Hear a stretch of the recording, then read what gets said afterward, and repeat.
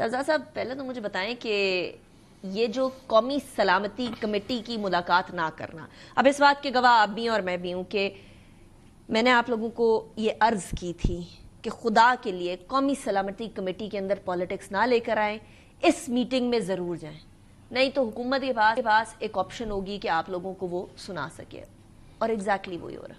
अच्छा देखें, बिस्मिल्लाहिर्रहमानिर्रहीम, बहुत शुक्रिया। दो मुहर्रिकात हैं। पहला मुहर्रिक का इस फैसले का वजह ये थी कि जो स्टेक होल्डर्स हैं, मेरा ताल्लुक है फैसलाबाद से, मेरे फैसलाबाद में अभी दहशतगर्दी की कोई ऐसी वाइब नहीं है, कुछ नहीं, अल्लाह का शुक्र है। बलूचिस्तान से जो MNAs हैं वो इस मीटिंग के अंदर शामिल नहीं हैं। जो KPK से MNAs हैं, पार्लियामेंटेरियंस हैं, सेनेटर्स हैं, वो उस मीटिंग में शरीक नहीं हैं। हम बलूचिस्तान और KPK का मसला डिस्कस करने जा रहे हैं without the public representative of those two respective provinces. Wait a second, I am sorry, I am cutting you short. Achakzai sahab Balochistan से? जी। बलूचिस्तान के रिप्रेजेंटेटिव हुआ?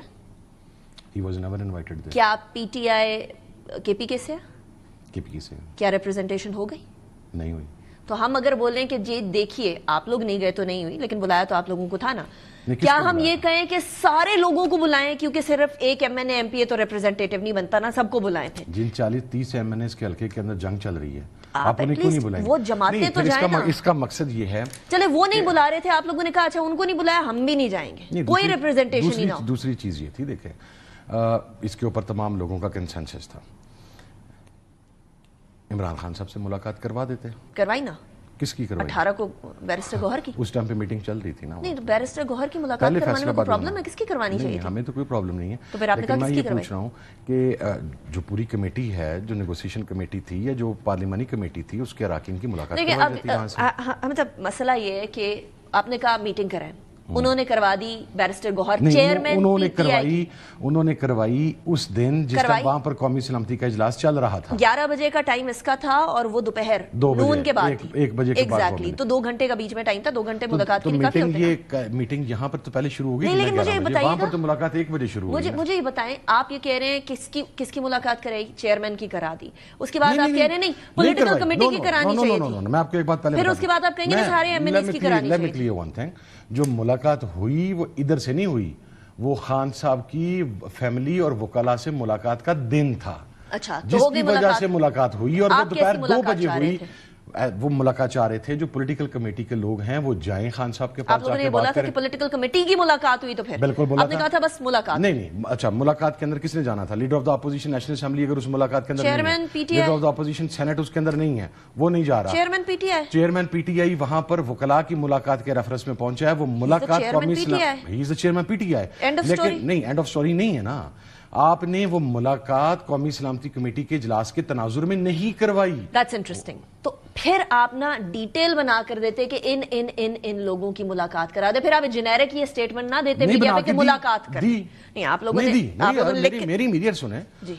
पार्लियामानी कमेटी के फैसले के बाद उमर अयूब ने खत लिखा लीडर ऑफ द अपोजिशन। क्या लिखा कि इन लोगों की मुलाकात नहीं, मुलाकात उसके बाद गए चीफ व्हिप हमारे आमिर डोगर साहब, वो गए, उन्होंने ये कहा कि हमारे जो पॉलिटिकल कमेटी के लोग हैं या जो 6 लोग होते हैं जिनकी मुलाकात होती है खान साहब से, उनकी आप खान साहब के साथ मुलाकात करवा दें। चूंकि वहां पर स्पीकर साहब ने राब्ता करने की कोशिश की ना, फिर उन्होंने कहा कि मैं करके बता के आपको आप तक वापस आते हैं। दोपहर शाम 5 बजे का खत लिखा, रात 10 बजे पॉलिटिकल कमेटी का इजलास शुरू हुआ। 5 घंटे का टाइम आपके पास था ना, आप बता सकते थे जाके मसला ये है कि आप लोग कह रहे हैं 5 घंटे के अंदर अगर आपने इसी तरीके से जब हुकूमत के साथ मुज़ाकरात चल रहे थे तो आपने कहा विदिन 7 वर्किंग डेज, वो 7 वर्किंग डेज विदिन 7 डेज तक पहुंच गए। ऐसे डेडलाइंस आ रहे हैं, कनपट्टी पे बंदूक रखने को संजानी की मुलाकात करवानी थी, उस वक्त तो रात को मुलाकात करवा दी थी 15 मिनट में।